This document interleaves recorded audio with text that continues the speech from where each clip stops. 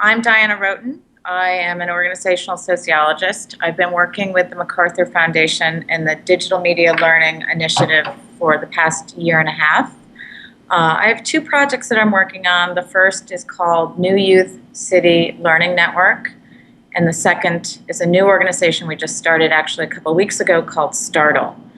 So just to tell you a little bit about the Learning Network, the concept for a learning network, the roots of the argument for a learning network actually go back a century ago to Dewey. As early as 1950, John Dewey argued in a piece called The Waste of Education that the waste of school comes from the inability of its users, its students, to utilize experiences outside the school in the context of the classroom and vice versa. He argued that the reason this happened is because the learning and teaching that went on in a school is really very isolated from other aspects of the kids' lives.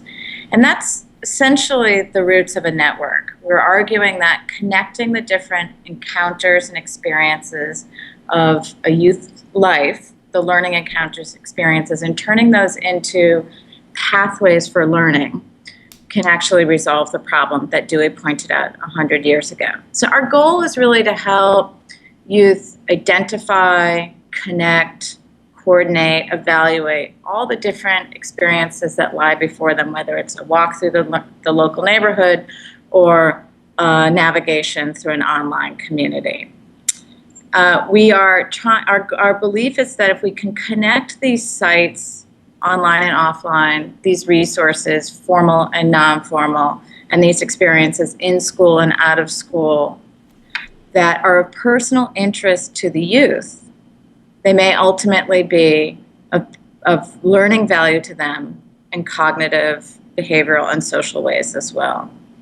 So the idea of a youth-driven learning pathway, or a learning network as we're calling it here in New York, is really not a new argument at all. But where the conversation has become recently enlivened is in the fact of the power of the internet and new digital media to make this vision an actual reality. So more jumping back, up 100 years and thinking about the work that, for example, Mimi Ito and all have done, we know that kids are using new media for social and recreational ways. But we also know that they're using them for learning objectives and to meet learning goals. We see them using them in vocational and avocational ways that really tie into this concept of a learning network. We know that kids are hanging out on the web. We know that they're messing around, but we also know that they're geeking out. They're finding the interests of them, the things of value to them intellectually, and they're pursuing them. At the same time, we know that institutions that could actually be scaffolding these experiences often are the obstacles to this type of learning pathway and learning network. So what we're trying to do in New York is help these institutions think about how to be more youth-centered and learner-centered, and think about how to put themselves at the center of a kid's life rather than asking the kids to come to the center of their lives. So this is a pretty new concept for many of these institutions, which are used to programming for their own purposes, and with an objective of bringing the constituents into the institutions themselves. So what we did in New York is we started with a handful of cultural youth-serving organizations. We started with about 15.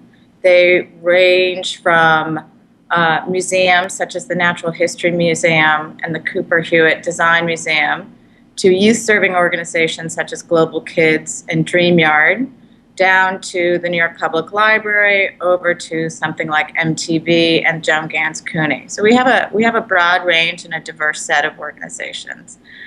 We brought them through a full year-long design process, and the objectives of that was really to help them think about some of the reframe going on around education when you think about it in terms of digital media and learning.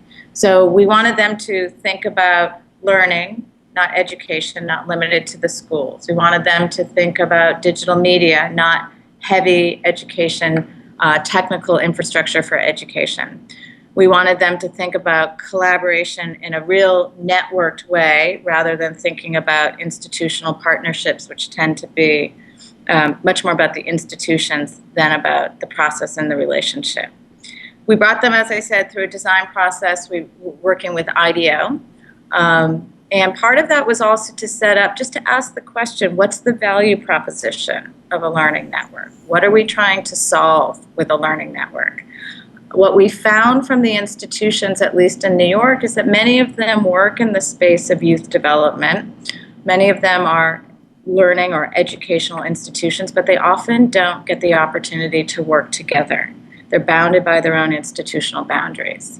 So just the opportunity for them to sit in a room and think about how to service New York City youth in different ways was a powerful experience for them. They also, after about halfway through the process, identified certain opportunity spaces that schools were not meeting, that they themselves alone were not meeting, that fit into the theory of a learning network. So by the end of the year, we walked out of the design process with a couple important things under our belt. We had a very strong shared frame that we really wanted to think about the local neighborhood as learning context. So this put the learning outside of the world, to go back to sort of Dewey's thought about how do you connect what happens in every aspect of a kid's life back to the schooling experience. So we started it, as I said, with local neighborhood as learning context. The institutions also argued that they really wanted to focus on an emotional, intellectual theme or domain that was of also current political and cultural value. So they focused on sustainability and biodiversity. And what was important in that is, in the process of the designing this idea, as I said, we had the 15 institutions, but we also brought in the youth constituents. We had 2 panels of about 30 youth in each one of our design charrettes. And what was really powerful is when this idea around biodiversity and sustainability as a domain or theme was introduced, the kids got incredibly engaged in that idea. So that brought a lot of power to the table around that. And then they identified a set of competencies or literacies that they felt were very important in the 21st century that were being underserved in the schools. And just broadly, those were ecological literacies and social, physical, and natural geographic literacies, location and spatial awareness, complex thinking, collaboration skills, and then data navigation and representation. So taking those all together, we had sort of a set of values to build this community with. The question then was, how do you translate those values into actual sets of activities and actions that the institutions can take up and then the kids can uptake? So in our second phase of development, which started in October of 2009, we worked on exactly that, translating these ideas and the values into actionable sets of projects and experiences for youth. We started with, I should say, the sort of the bridging concept between the theory development and the community building to action was we worked on a prototype of a mobile game that was developed in conjunction with the institutions as advisors and with our kids as critics. And that game was built off a project that pre-existed the network in New York called the Manhattan Project. And the Manhattan Project is the ecological reconstruction of the Manhattan Island 400 years ago by a landscape ecologist named Eric Sanderson. With those data, we built a smartphone-based, it's currently only on the iPhone, but we built a smartphone-based mobile game which kids or adults can go through Manhattan and learn about the ecological history of the island.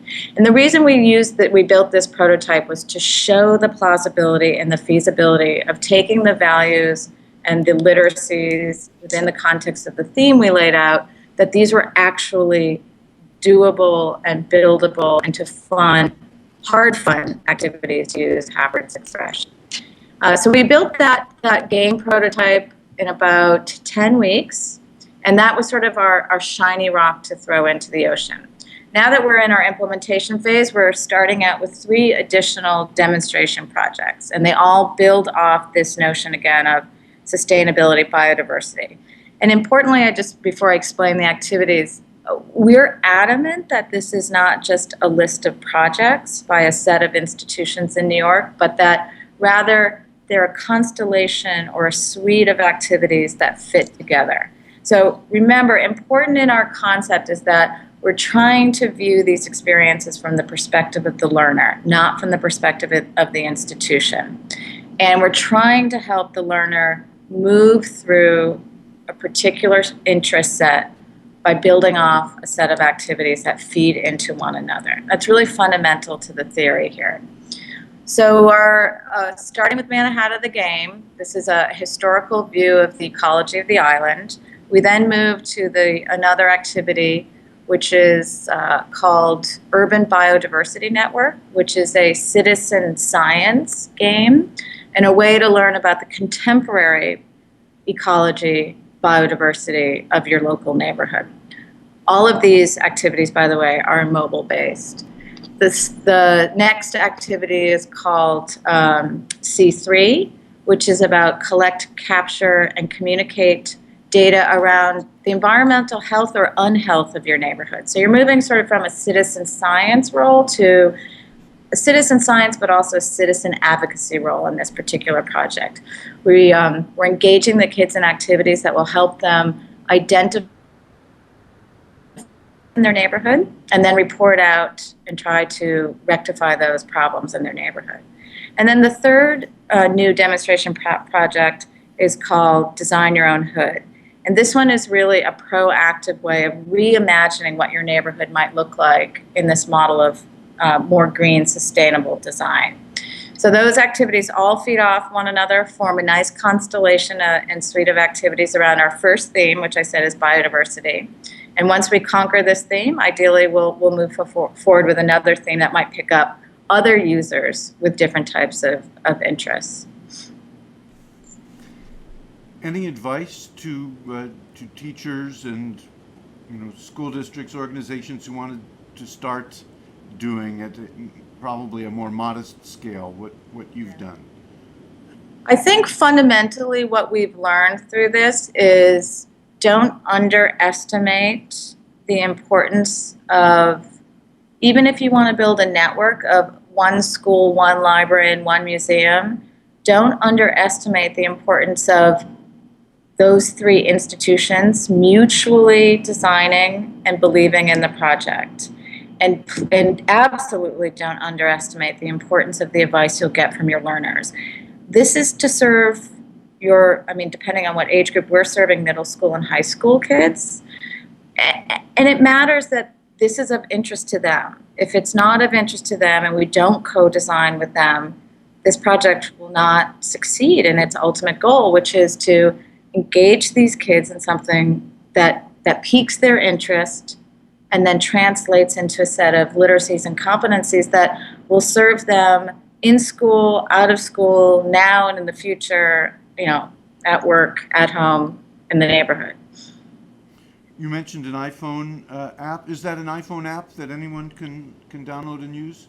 Yeah, you can download it from our site. We have a splash site called Manhattan the Game. The problem is you can't play the game unless you're in Manhattan, because all of what we're doing, we're very keen on, and this again came from the institutions and the kids. This did not come from us as project directors. We're very, very keen on sort of what we think is the next wave of learning platforms around geolocation and geo-based games and services. So everything is tied to our local area.